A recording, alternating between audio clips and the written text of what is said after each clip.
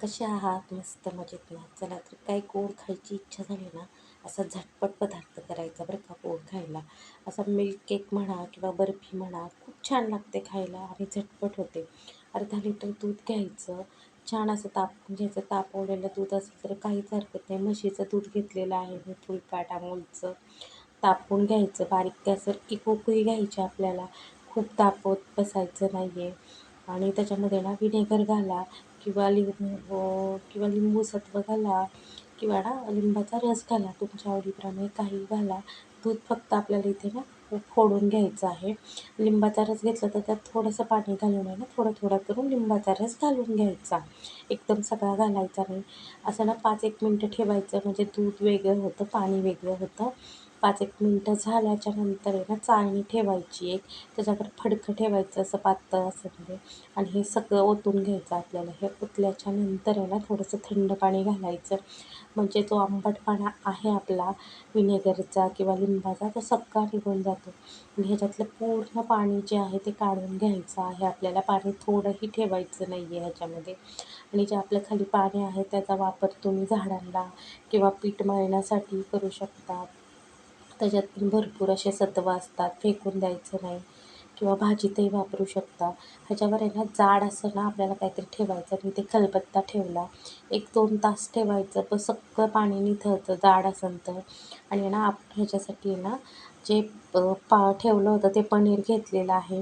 मोठे 2 चमचे साखर, पिठी साखर घेतलेली आहे मी, मिक्सरला बारीक करून घ्यायची. मिल्क पावडर घेतलेली आहे 40 ग्रॅम आणि थोडेसे ड्रायफ्रूट्स घेतलेले आहे. त्याच भांड्यामध्ये मी जे आपलं पनीर आहे ते घालून घ्यायचं.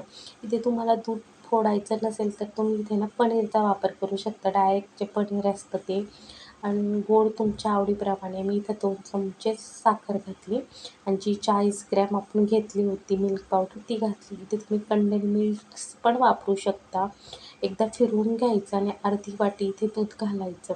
खूप दुधाचा वापर करायचा नाही. अशा प्रकारे मिश्रण करायचं. तुमचं जास्त असेल तर मग हरकत नाही घालायला, पण एवढंच असेल अर्धा लिटर दुधाचं तर एवढं पुरेसं होतं, अर्धी वाटी दूध. थोडेसे ड्रायफ्रूट्स घालायचे, केसर घालायचं खाली, आणि जे आपलं मिश्रण केलेलं आहे ते घालून घ्यायचं. व्हिडिओ थोडा जरी आवडला तरी लाईक आणि सबस्क्राईब करायला विसरायचं नाही बरं का. सगळं असं घालून घ्यायचं, ड्रायफ्रूट्स घालायचे. आणि खूप गोड करायचं नाही, खूप गोड छानही लागत नाही खायला. पण तुम्हाला आवडत असेल तर काहीच हरकत नाही आहे. पाणी ठेवायचं एका साईडला उकळायला आणि आपल्याला ना पाण्यावर ठेवून द्यायचं आहे. 30 ते 40 मिनटं लागतात. किंवा कुकरलाही तुम्ही ना 4 ते 5 शिट्ट्यामध्ये करून घ्यायचा. खूप मोठ्या गॅसवर नाही करायच्या, बारीकच गॅसवर शिट्ट्या करायच्या, तरी खूप छान होतो. आणि फ्रीजमध्ये 1-2 तास ठेवायचं सेट व्हायला. खूप खूप छान लागतो खायला. नक्की एकदा असा बनवून बघा. काहीतरी गोड खायची इच्छा झाली ना तर नक्की असं बनवा, आणि खायला खूप छान लागतो. आणि थंड झाल्यावर तर खूप छान लागतो. नक्की बनवून बघा. व्हिडिओ थोडा आवडला तरी लाईक आणि सबस्क्राईब करा. असं आहे ना, खूप गोड नाही किंवा कमी गोड नाही, खूप छान लागतो. चला तर मग बाय.